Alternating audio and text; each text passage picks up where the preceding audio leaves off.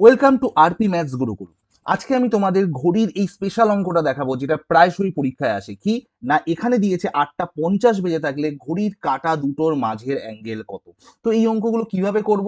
তো ফার্স্টে করে নেবে 50 মিনিটের জন্য কাঁটাটা কতটা ঘুরেছে, তারপর বের করে নেবে 8:50 বেজে থাকায় কাঁটাটা কতটা ঘুরেছে, তারপর কাঁটা দুটোর মাঝের কি করবে, অ্যাঙ্গেল বের করে ফেলবে মাইনাস করে। তো দেখা যাক কি করে করা যায়। দেখো, মিনিটের কাঁটা দ্যাট ইজ এটা। এটা পুরোটা একবার ঘুরে এলে কতটা হয়, 60 মিনিট করে। তাহলে 60 মিনিট ঘুরলে সার্কেলের মাঝের অ্যাঙ্গেল কত জানি আমরা, 360 ডিগ্রি। তাহলে 60 মিনিটে ঘুরে 360 ডিগ্রি, একে কত, এখানে কত, 50 মিনিট আছে। তাহলে 50 মিনিটে কত কি হবে, 360/60 × 50, কাটাকুটি করলে আসবে হচ্ছে 300 ডিগ্রি। ওকে, এরপর আমি দেখবো ঘন্টাটা কত হয়। এখানে ঘন্টা দেখো কত আছে, 8:50 তাহলে পুরোটাকে আমি ঘন্টায় নিয়ে আসি।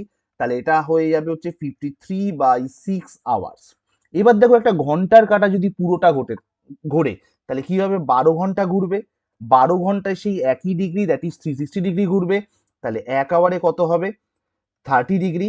আর এখানে রয়েছে 53/6, তাহলে 53/6 আবারে কত হবে, 30 × 53/6। 5×3 = 15, 5×5 = 25, 26।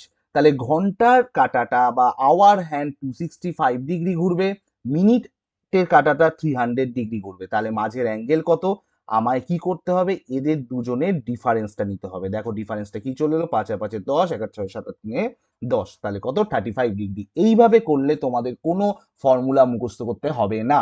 তাহলে এই রকম ভিডিও পেতে গেলে অবশ্যই অবশ্যই আরপি ম্যাথস গুরুকুল চ্যানেলে সাবস্ক্রাইব করে নিও। ওকে, বাই।